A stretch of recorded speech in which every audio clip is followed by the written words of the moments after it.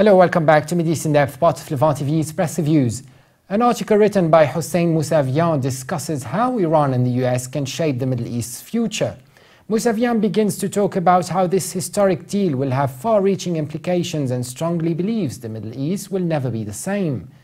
And the writer said the significance is not simply that it has resolved the crisis over Iran's nuclear program, but that it has opened the door for a new US approach towards the Middle East.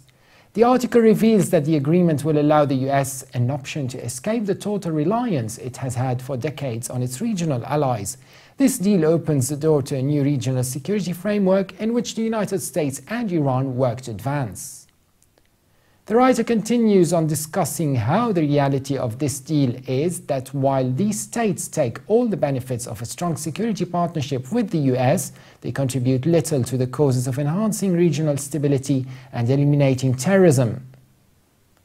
And moving on now to an article in the article where Joe Biden, the US Vice President, said our allies in the region were our largest problem. They poured hundreds of millions of dollars and tens of thousands and tons of weapons into anyone who would fight against President Assad, except that the people who were being supplied were al-Nusra and al-Qaeda and extremist elements of jihadis coming from other parts of the world.